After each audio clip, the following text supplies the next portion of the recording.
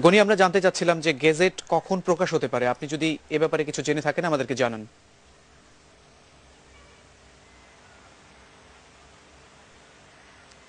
গনি, আপনি নিশ্চয়ই আমাকে শুনতে পাচ্ছেন? হ্যাঁ সাইদ, বলুন। আমরা জানতে চাচ্ছিলাম যে গেজেট কখন প্রকাশ হতে পারে, এ ব্যাপারে আপনি কিছু জানতে পেরেছেন কিনা। সাইদ, গেজেট প্রকাশের চূড়ান্ত প্রস্তুতি নিয়েছে নির্বাচন কমিশন। গেজেট প্রকাশের প্রক্রিয়া এরকম যে সারা দেশের সবকটি আসন থেকে সংশ্লিষ্ট রিটার্নিং অফিসাররা সেখানকার বিজয়ী এবং বিজিত প্রার্থীর নাম নির্বাচন কমিশন আনুষ্ঠানিকভাবে পাঠাবেন। আমরা জানি যে যেদিন নির্বাচন হয়েছে সেদিনই সারা রাত ধরে তারা ফলাফল প্রকাশ করেছেন এবং নির্বাচন কমিশন সেই ফলাফলগুলো আমাদের আমরা অলরেডি জানি যে কোন আসনে কে বিজয়ী হয়েছেন, কিন্তু তারপরও আনুষ্ঠানিকতার খাতিরে সংশ্লিষ্ট রিটার্নিং অফিসারের প্যাডে নির্বাচন কমিশনের কাছে ওই কোন আসনে কে বিজয়ী সেই বিষয়টি জানানো হয়। এরপর নির্বাচন কমিশন সবকটি আসনের রেজাল্ট একসাথে নিয়ে সেটিকে গেজেট করার জন্য বিজি প্রেসে পাঠাবে। তো আমরা যতটুকু জেনেছি যে নির্বাচন কমিশন সবকটি রেজাল্ট ইতিমধ্যে নিয়ে সারেনি এখনো পর্যন্ত। সারা দেশের সবকটি আসন থেকে এখনো, অর্থাৎ যে 139টি আসনের নির্বাচন হয়েছে এবং 8টি আসনের নির্বাচন বাকি আছে যেগুলোতে নির্বাচন হবে 16 জানুয়ারি, সেগুলোর হিসেবটা পরে হবে। তো 139 আসনের সংশ্লিষ্ট রিটার্নিং অফিসাররা সেখানকার বিজয়ী প্রার্থীর নাম নির্বাচন কমিশনে পাঠাচ্ছেন এবং এগুলো নির্বাচন কমিশন একসাথে কম্পাইল করছে, সংকলন করছে এবং সেগুলো আজ দুপুর নাগাদ বিজি প্রেসে পাঠানো হবে এবং বিজি প্রেসে পাঠানোর পর গেজেট মুদ্রণের জন্য যে একটি সিরিয়াল নাম্বার থাকে, সেই সিরিয়াল নাম্বারটি বসানো মাত্রই ধরে নেওয়া হবে যে গেজেট প্রকাশ হয়েছে এবং আমরা ধারণার মধ্যে গেজেট মুদ্রিতভাবে প্রকাশ করা হবে। আর এর বাইরে আপনি জানেন যে 139টি আসনের আজ যে গেজেট হচ্ছে তা কিন্তু নয়। গেজেট হচ্ছে এর আগে যে 153টি আসনে বিনা প্রতিদ্বন্দ্বিতায় নির্বাচন হয়ে গেল, অর্থাৎ মাত্র একজন করে প্রার্থী থাকার কারণে যে 153টি আসনে নির্বাচন হয়নি, সেই 153 আসনের 153 জন বিনা প্রতিদ্বন্দ্বিতায় নির্বাচিত সংসদ সদস্যরও একই সাথে, অর্থাৎ একসাথে সবকটি আসনের গেজেট প্রকাশ হবে আজকে এবং সম্ভবত আজ রাতের মধ্যে সেটি মুদ্রিত আকারে প্রকাশ করা যাবে। সাইদ। গনি, আপনাকে অনেক ধন্যবাদ। দর্শক, কথা বলছিলাম সহকর্মী গনি আদমের সঙ্গে, যিনি আছেন বর্তমানে নির্বাচন কমিশনে। সংখ্যালঘুদের উপরে হামলার প্রতিবাদ করেছে বিভিন্ন নাগরিক সংগঠন এবং সাধারণ ছাত্র সমাজ। প্রতিবারের মতো এবারও নির্বাচনের পর রাজনৈতিক হামলার লক্ষ্যবস্তু সংখ্যালঘুরা যে সহিংসতার বলি হয়েছেন তার বিচার চেয়েছে এসব সংগঠন। বাংলাদেশের জাতীয় নির্বাচন যেন সংখ্যালঘুদের মৃত্যুফাঁদ। ভোট দিয়ে আসার পরপরই সংখ্যালঘুদের বাড়িঘর, ব্যবসা কেন্দ্রে আগুন, লুটপাট যেন নিয়মে পরিণত হয়েছে। এবারও 5 জানুয়ারি ভোটের পরদিনই যশোর, ঠাকুরগাঁও, চট্টগ্রাম, সাতক্ষীরা, গাইবান্ধা ও দিনাজপুর সহ দেশের বিভিন্ন এলাকায় সংখ্যালঘুরা আক্রান্ত হয়েছেন।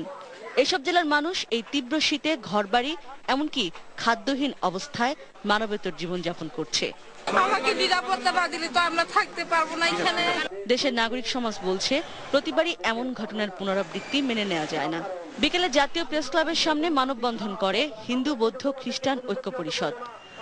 নিরাপত্তাহীনতার কারণে তারা গণজাগরণ মঞ্চের মুখপাত্র বিকেলে সংবাদ সম্মেলনে এসব হামলাকারীদের দ্রুত বিচার ট্রাইব্যুনালের মাধ্যমে শাস্তির দাবি জানান। সাম্প্রদায়িক সম্প্রীতির লক্ষ্যে 10 এবং 11 জানুয়ারি আক্রান্ত জেলাগুলোতে রোড মার্চ করার ঘোষণা দেন গণজাগরণ মঞ্চের মুখপাত্র। হিন্দু ধর্মাবলম্বীদের উপর হামলা প্রতিরোধে সারা দেশে প্রশাসনের ব্যর্থতায় আমরা ক্ষুব্ধ। সাম্প্রতিক প্রতিটি নির্যাতনের সঙ্গে জড়িত ব্যক্তি ও গোষ্ঠীকে অবিলম্বে গ্রেপ্তার করে দ্রুত বিচার ট্রাইব্যুনালে এদের দৃষ্টান্তমূলক শাস্তির ব্যবস্থা করতে হবে। গণজাগরণ মঞ্চ আগামী 10 ও 11 জানুয়ারি ঢাকা থেকে যশোর মালোপাড়া পর্যন্ত সাম্প্রদায়িক সন্ত্রাস প্রতিরোধে রোড মার্চ করবে। সন্ধ্যায় সাধারণ ছাত্র জনতা ঢাকা বিশ্ববিদ্যালয়ের রাজু ভাস্কর্য থেকে তাৎক্ষণিকভাবে মশাল মিছিল বের করে। যারা এ ধরনের ঘটনা ঘটায় তারা বাংলাদেশের মূল চেতনায় বিশ্বাস করে না বলে জানান সাধারণ ছাত্র জনতা। বাংলাদেশে হিন্দু, বৌদ্ধ, মুসলমান, খ্রিস্টান এবং সংখ্যালঘু সম্প্রদায় যারা আছে তারা আমাদের ভাই। আমাদের উচিত হবে সমগ্র বাংলাদেশের মুক্তিযুদ্ধ চেতনায় যারা বিশ্বাসী তাদের সবাই মিলে এসব সন্ত্রাসী চক্র যারা বাংলাদেশের স্বাধীনতা এবং সার্বভৌমত্বে বিশ্বাস করে না তাদেরকে রুখে দাঁড়ানো। বিভিন্ন জেলাতে হিন্দু পরিবারের উপর যেভাবে নির্যাতন করা হয়েছে, যেভাবে মানুষকে মারা হয়েছে, যেভাবে তাদের ঘরবাড়ি পুড়িয়ে দেওয়া হয়েছে, আমরা বিশ্ববিদ্যালয়ের একজন ছাত্র হিসেবে এটা মেনে নিতে পারি না। বাংলাদেশের ছাত্র জনতা জাগলে তাদের এদেশে কোনো অস্তিত্ব থাকবে না, পালানোর সুযোগও তারা পাবে না। তাদের এই আন্দোলন সংখ্যালঘুদের উপর হামলাকারীদের শাস্তি না হওয়া পর্যন্ত চলবে বলে জানান তারা। ইশরাত জাহান উর্মি, এটিএন নিউজ, ঢাকা।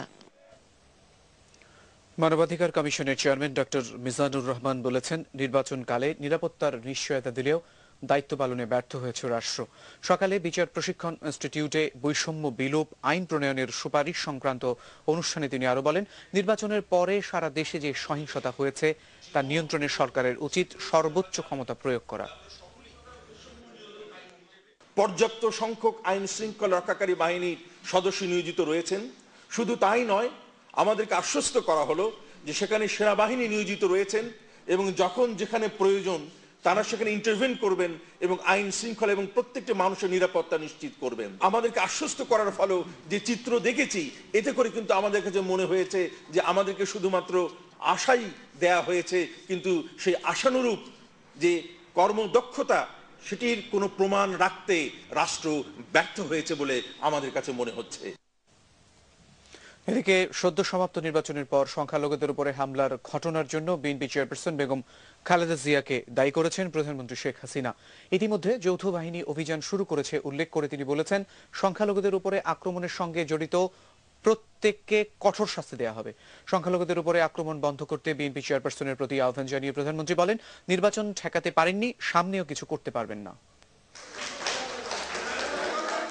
দশম জাতীয় সংসদ নির্বাচনে নিরঙ্কুশ বিজয় অর্জনের পর 14 দলের প্রথম বৈঠক। মঙ্গলবার রাতে গণভবনে আয়োজিত এই বৈঠক শুরুর আগে নির্বাচনে জয়লাভ করায় প্রধানমন্ত্রীকে অভিনন্দন জানানো হয়। বৈঠকে সভাপতিত্ব করেন প্রধানমন্ত্রী শেখ হাসিনা। এত বড় জঘন্য কাজ তারা করেছে, তারপরেও বৈঠকের শুরুতে দেয়া বক্তব্যে প্রধানমন্ত্রী বলেন, বিএনপি জামাতের চরিত্র বদলায়নি, সংখ্যালঘুদের উপর আবারও হামলার ঘটনাই তা প্রমাণ করে। নির্বাচনে না এসে বিএনপি রাজনৈতিকভাবে ভুল সিদ্ধান্ত নিয়েছে মন্তব্য করে বলেন, তাদের ভুলের খেসারত জনগণ কেন দেবে? আপনি ইলেকশন করেন না, ইলেকশন বর্জন করেছেন, ঠিক আছে, কিন্তু এইভাবে সংখ্যালঘু সম্প্রদায় এবং যারা সাধারণ মানুষ যারা কেন তারা ভোট দিল, কেন তারা ভোট কেন্দ্রে গেল, সেই অপরাধে তাদের উপর যে আক্রমণ এবং অত্যাচার, এটা তাকে বন্ধ করতে হবে। আর এটা যদি বন্ধ না করে তাহলে আমাদেরও যথাযথ ব্যবস্থা নিতে হবে। ইতিমধ্যে হরতাল অবরোধ বন্ধ এবং জামাতের সঙ্গ ত্যাগ করলে আলোচনার দরজা এখনো খোলা আছে বলে মন্তব্য করেন প্রধানমন্ত্রী। নির্বাচন ঠেকাতে ব্যর্থ হয়েছেন, কাজে এখন চুপচাপ থাকেন আর মানুষকে যন্ত্রণা দেবেন না, কারণ কোনো কিছুই আটকাতে পারবেন না। যখন নির্বাচনই আটকাতে পারেনি, কোনো কিছু আটকাতে পারবেন না। নানা প্রতিকূলতা সত্ত্বেও সদ্য সমাপ্ত নির্বাচনে 40 ভাগের মতো ভোট পড়েছে উল্লেখ করে প্রধানমন্ত্রী বলেন, বিরোধী দলের আহ্বানে সাড়া দেয়নি জনগণ। তবে নির্বাচন এবং তার ফলাফল নিয়ে কিছু গণমাধ্যমের রিপোর্টের সমালোচনা করেন তিনি। খালি ভোট হয় না, এটা হয় না, নানা কথা নানা পত্রিকা লিখে ইলেকশনটাকে পুরা একটা প্রশ্নের সম্মুখীন করতে চেয়েছেন। হ্যাঁ, কিছু কিছু লোক চাইবে, আমরা জানি, যারা গণতান্ত্রিক ধারাবাহিকতা থাকলে বা গণতান্ত্রিক সরকার থাকলে তারা মনে করে তাদের বোধহয় কোনো মূল্য নাই। ওই গভীর রাতে 5 স্টার হোটেলে মিটিং করে বাংলাদেশের সর্বনাশা চিন্তা, এই চিন্তাটা ছাড়া উচিত। সন্ত্রাস জঙ্গিবাদ যেন উৎসাহিত না হয় সেজন্য সচেতনভাবে সংবাদ পরিবেশন করতে গণমাধ্যমের প্রতিও আহ্বান জানান তিনি। দেশের সর্বনাশটা যেন কেউ না করে, এটুকু হলো আমার কথা। Arif Jamal, ATN news, Dhaka. A level O level পরীক্ষার নিরাপত্তা এবং আইন শৃঙ্খলা পরিস্থিতি নিয়ে ডিএমপি মিডিয়া সেন্টারে সাংবাদিকদের ব্রিফ করার কথা। সেখান থেকে সরাসরি আমরা জানবো আমাদের সহকর্মী রাজীব ঘোষের কাছ থেকে। রাজীব, আপনি নিশ্চয়ই শুনতে পাচ্ছেন, ডিএমপির পক্ষ থেকে কি কোনো ব্রিফ করা হয়েছে কিনা এবং বিএনপির গ্রেফতারকৃত নেতাদের প্রসঙ্গে ডিএমপির পক্ষ থেকে কিছু বলা হয়েছে কিনা আমাদেরকে জানান।